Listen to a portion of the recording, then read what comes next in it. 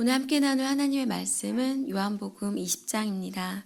제가 가지고 있는 성경으로 신약 성경 183면에 있습니다. 요한복음 20장 1절로 10절까지의 말씀을 저와 교독하시겠습니다. 요한복음 20장 1절로 10절까지의 말씀입니다. 안식 후 첫날 일찍이 아직 어두울 때에 막달라 마리아가 무덤에 와서 돌이 무덤에서 옮겨진 것을 보고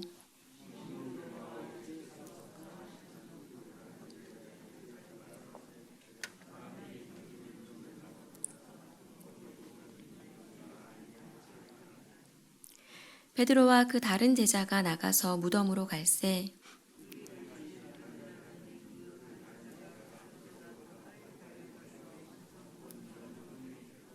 구부려 세마포 놓인 것을 보았으나 들어가지는 아니하였더니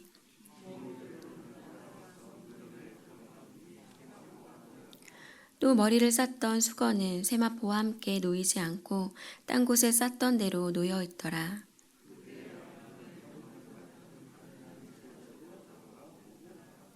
그들은 성경에 그가 죽은 자 가운데서 다시 살아나야 하리라 하신 말씀을 아직 알지 못하더라.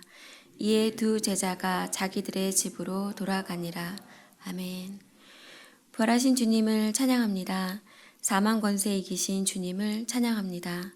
우리 어떠함에도 불구하고 우리를 사랑하시고 우리에게 영원한 생명을 허락하시는 주님이 계시기에 우리에게 소망이 있음을 고백합니다.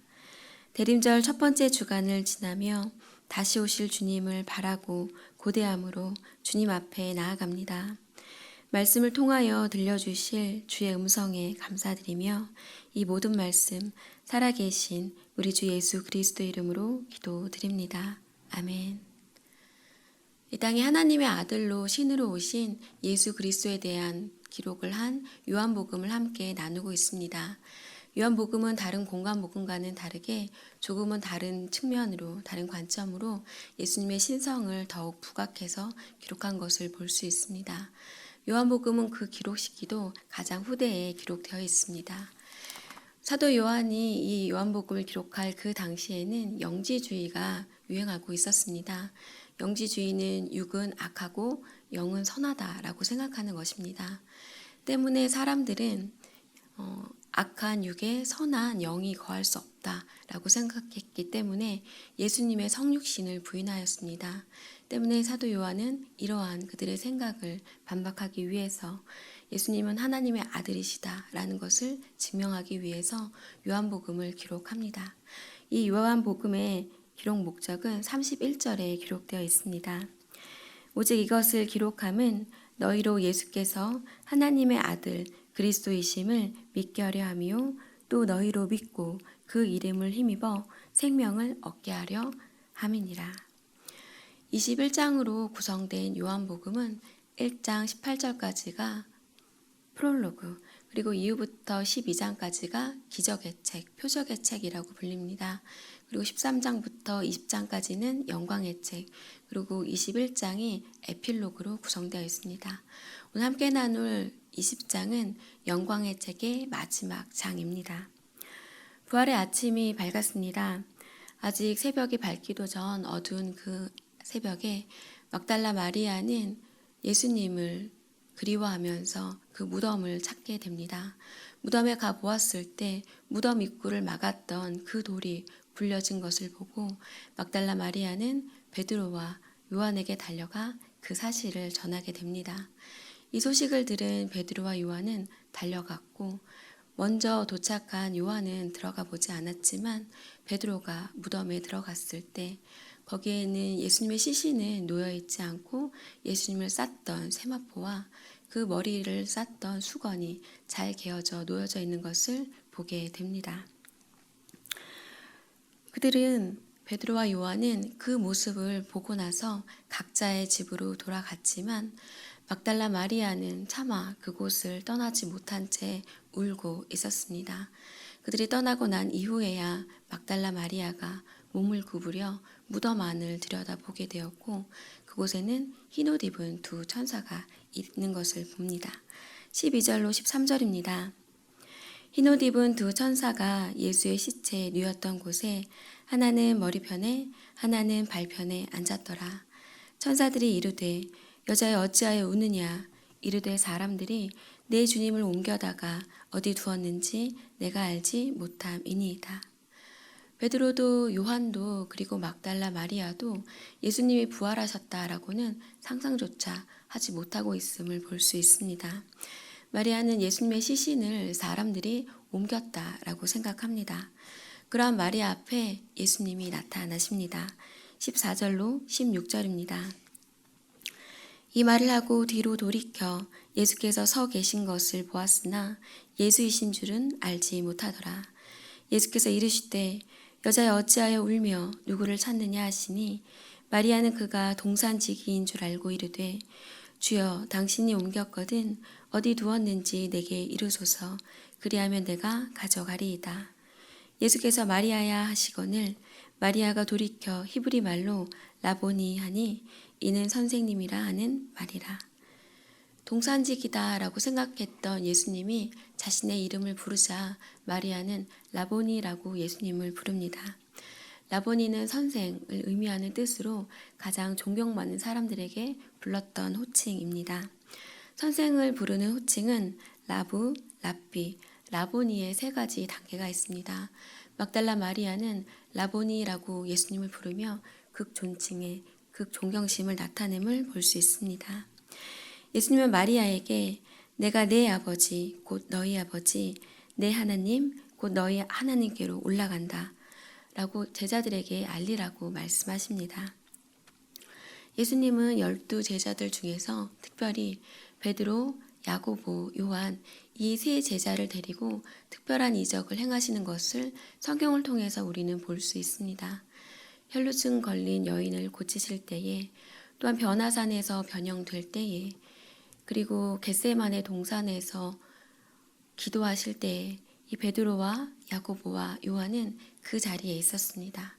이렇게 특별히 사랑하셨던 세 제자 앞에 예수님은 부활의 그 모습을 보여주신 것이 아니라 막달라 마리아에게 그 모습을 보여주시는 것을 오늘 본문을 통해서 볼 수 있습니다. 예수님의 죽음을 애통해하면서 아직 날이 밝기도 전에 예수님의 무덤으로 나아간 마리아에게 예수님은 자신의 부활을 가장 먼저 나타내십니다. 빈 무덤을 보고 차마 그곳을 떠나지 못한 채 울고 있는 마리아에게 예수님은 자신의 부활을 가장 먼저 나타내십니다. 예수 그리스도의 재림도 이와 같지 않을까라고 생각해 봅니다. 온 마음을 다해 주님의 재림을 기다리는 이들에게 간절함으로 주님의 얼굴 배웠기를 구하는 이들에게 아마 예수님은 예수님의 재림을 가장 먼저 나타내시고 보여주시지 않을까라는 생각을 해보게 됩니다. 인생의 겨울, 시대의 겨울을 지나며 우리가 기억해야 할 것은 지혜로운 신부입니다. 막달라 마리아처럼 진실함으로 간절함으로 주님께 나아가되 여분의 기름을 준비하고 신랑 대신 예수님을 기다리는 그 열 처녀가 저희들이 되어야 하겠습니다. 지혜로운 신부가 되어야겠습니다. 이제 부활하신 예수님은 제자들에게 나타나십니다. 19절로 22절입니다. 저와 교독하시겠습니다.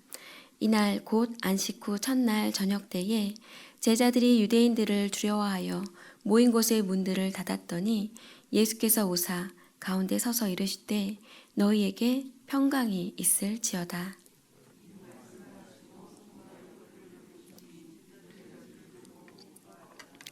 예수께서 또 이르시되 너희에게 평강이 있을지어다. 아버지께서 나를 보내신 것 같이 나도 너희를 보내노라. 그들을 향하사 숨을 내쉬며 이르시되 성령을 받으라. 아멘. 제자들은 예수님의 십자가형 이후에 두려움에 떨고 있었습니다. 언제 유대인들이 자신을 잡으러 올지 두려움 가득한 마음으로 그들은 함께 모여 집안의 모든 문을 닫은 채 기도하고 있었습니다. 그러한 그들 앞에 예수님이 나타나십니다. 그리고 이렇게 말씀하십니다. 너희에게 평강이 있을지어다. 예수님이 평강을 선포하자 그들에게는 기쁨이 찾아옵니다.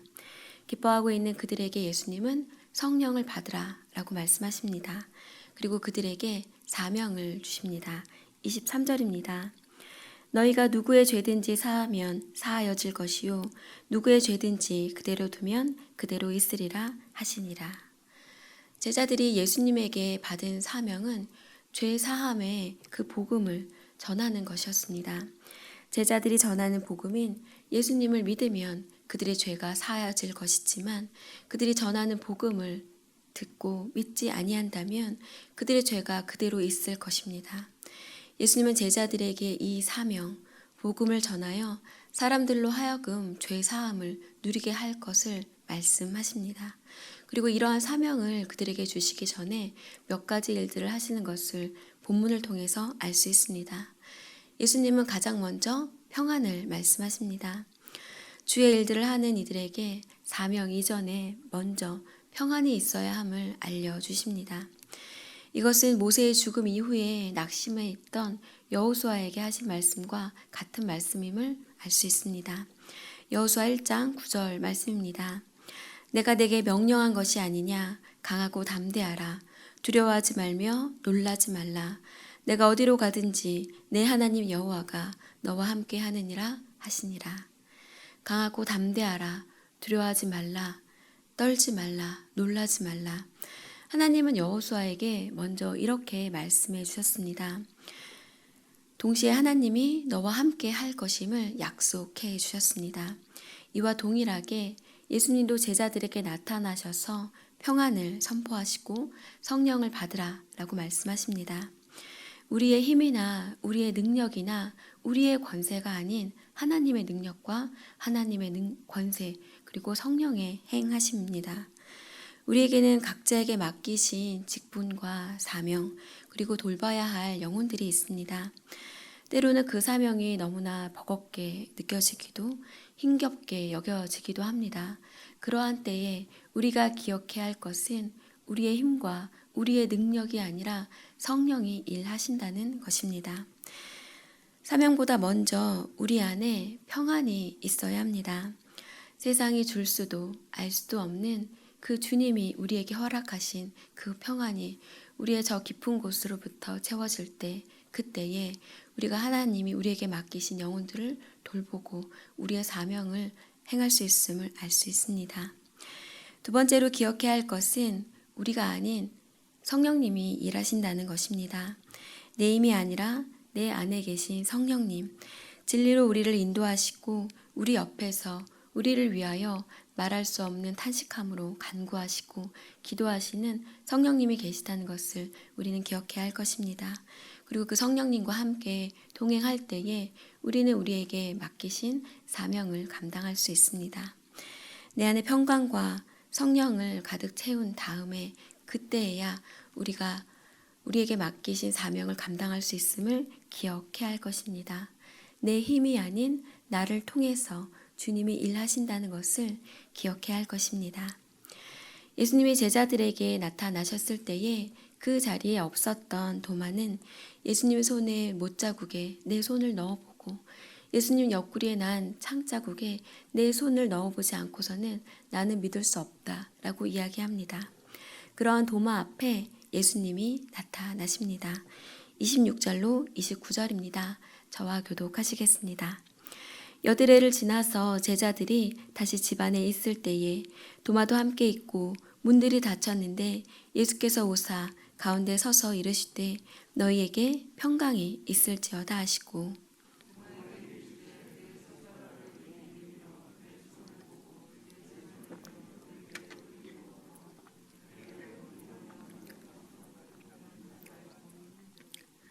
도마가 대답하여 이르되 나의 주님이시요 나의 하나님이시니이다.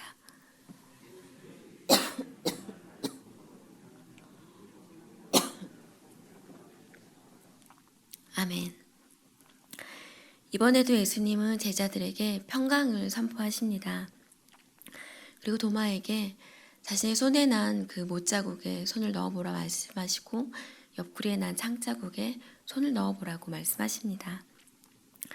그래서 믿음 없는 자가 되지 말고 믿는 자가 되라 라고 말씀하십니다. 우리는 예수님이 우리의 죄를 대신하여 십자가에 달리셨음을 믿습니다. 우리는 예수님이 부활하셔서 사망 권세를 이기셨음을 믿습니다. 우리는 예수님이 승천하셔서 하나님 보좌 우편에 앉으심으로 존귀한 자가 되셨음을 믿습니다. 예수님은 이러한 믿음을 가진 자가 되라고 말씀하십니다. 한 단계 더 나아가서 보지 못하더라도 그것을 믿는 그 믿는 자가 되라고 말씀하십니다. 논리와 이성, 과학으로는 설명되지 않는 일들이 여전히 이 땅 가운데에는 많이 존재합니다. 유한한 인간의 생각으로는 무한하신 하나님의 그 크신 생각과 능력과 권세와 지혜를 이해할 수 없음을 우리는 받아들여야 할 것입니다. 길어야 100년 남짓하게 살다가는 저희들입니다. 길가에 피어있는 풀 한 포기와 또한 길가에 있는 돌들과도 같은 저희들입니다. 하지만 특별히 하나님이 우리를 사랑하셔서 하나님의 형상으로 우리를 지으시고 또한 죄사함과 부활의 축복을 우리에게 허락하셨음을 우리는 감사해야 할 것입니다. 이것을 믿어서 복된 자라고 불리는 저희들이 되어야 할 것입니다. 그래야 예수 그리스도의 재림의 때에 영광에서 영광으로 이르는 저희들 되기 원합니다. 사도 요한은 도마의 고백과 예수님의 대답 직후에 이 말씀을 기록합니다. 30절로 31절입니다.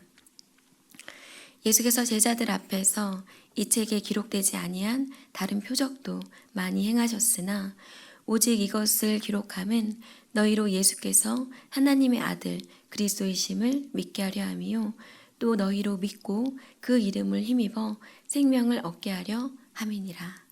아멘. 우리의 연약한 믿음과 우리의 영생을 위해서 요한복음을 기록하였음을 분명히 적고 있습니다. 도마와 같은 생각이 우리들에게도 들 수 있습니다. 우리의 오감을 통해서 주님을 보고 듣고 느끼고 만지고 경험하고픈 마음이 우리에게도 들 수 있습니다. 하지만 주님은 말씀하십니다. 보지 못하고 믿는 자들이 복되다라고 말씀하십니다. 2000년 전 이 땅에 왔다 가신 그 예수님을 믿는 믿음을 위해서 사도 요한은 요한복음을 기록했습니다. 여러 성경 기자들을 통해서 성경이 기록되었습니다. 비록 우리 삶에서 신비한 경험을 통해 주님의 음성을 듣거나 주님을 배울 수는 없다 할지라도 우리에게는 기록된 말씀인 성경이 있습니다. 주님의 마음이 담긴 성경을 우리에게 알려주셨습니다. 기록된 말씀인 성경을 읽고 묵상하고 되뇌이며 하나님의 생각과 마음을 알기 원합니다. 우리를 향한 하나님의 생각은 재앙이 아니라 평안임을 기억하며 이 말씀을 붙잡고 2020년을 마무리하는 시간을 보냈으면 좋겠습니다. 그때가 언제인지는 잘 알지 못하지만 너희가 본 모습 이대로 올 것이다 라고 말씀하신 그 예수님의 말씀을 붙잡기 원합니다. 그 예수 그리스도의 다시 오심을 기다리고 고대하는 대림절 기간이 되기 원합니다. 요한계시록 1장 7절 말씀입니다. 볼지어다 그가 구름을 타고 오시리라. 각 사람의 눈이 그를 보겠고 그를 찌른 자들도 볼 것이요 땅에 있는 모든 족속이 그로 말미암아 애곡하리니 그러하리라. 아멘. 비록 지금은 주님을 만질 수 없고 볼 수 없지만 주님의 말씀과 주님의 약속이 우리들에게는 있습니다. 요한계시록 21장 1절로 4절 말씀입니다. 또 내가 새 하늘과 새 땅을 보니 처음 하늘과 처음 땅이 없어졌고 바다도 다시 있지 않더라. 또 내가 보매 거룩한 성 새 예루살렘이 하나님께로부터 하늘에서 내려오니 그 준비한 것이 신부가 남편을 위하여 단장한 것 같더라. 내가 들으니 보좌에서 큰 음성이 나서 이르되 보라 하나님의 장막이 사람들과 함께 있음에 하나님이 그들과 함께 계시리니 그들은 하나님의 백성이 되고 하나님은 친히 그들과 함께 계셔서 모든 눈물을 그 눈에서 닦아주시니 다시는 사망이 없고 애통하는 것이나 곡하는 것이나 아픈 것이 다시 있지 아니하리니 처음 것들이 다 지나갔음이니라. 아멘. 다시는 사망도 없고 애통하는 것도 곡하는 것도 슬픔도 없는 아픔도 없는 하나님의 나라에서 하나님의 백성으로 하나님의 자녀로 살아갈 것을 소망합니다. 우리에게 이러한 하늘 소망을 허락하신 하나님께 감사하며 성경에 기록된 말씀을 믿는 그 믿음을 더하여 주시기를 간구합니다. 한 달 남은 2020년을 평안으로 가득 채우고 성령님과 동행하며 하나님이 우리에게 맡기신 사명을 잘 감당해내는 저와 여러분 되시기를 주님의 이름으로 부탁을 드립니다. 사랑하는 주님, 오늘 말씀을 통해서 부활의 주님을 다시 한번 묵상하게 하시니 감사합니다. 인생의 겨울, 시대의 겨울과도 같은 시간을 지나며 지혜로운 신부로 단장하는 저희를 되게 하여 주시옵소서. 막달라 마리아처럼 진실함으로 간절함으로 주님께 나아가되 여분의 기름을 준비하고 신랑 되신 예수님을 기다리는 지혜로운 신부가 되게 하여 주시옵소서. 또한 주님이 허락하신 평안으로 우리를 가득 채우시며 우리보다 앞서 행하시고 우리의 걸음걸음마다 함께하여 주시옵소서. 주님 외에는 소망이 없음을 고백합니다. 마라나타, 다시 오실 주님을 사모하고 고대하며 이 모든 말씀 우리 주 예수 그리스도의 이름으로 기도드립니다. 아멘. 이제는 우리 주 예수 그리스도의 은혜와 아버지의 사랑과 성령님의 교통하심이 우리 가득을 성령으로 채워주시기를 원하며 주님이 주신 그 소망을 붙잡고 우리에게 맡기신 그 사명을 잘 감당하기로 소망하는 주의 백성들 머리 위에 주님의 몸된 교회 위에 이제로부터 영원히 함께 하시기를 간절히 축원하옵나이다. 아멘. 주신 말씀 기억하시며 또한 이번 주 목요일 수능을 위해서 기도해 주시면 감사하겠습니다. 또한 이번 주일에 임직식이 있습니다. 위해서 기도해 주시기 바랍니다. 교회 내 환호와 코로나19 백신과 또한 치료제와 또한 종식을 위하여 저희 주여 3번 외치시고 기도하시겠습니다. 주여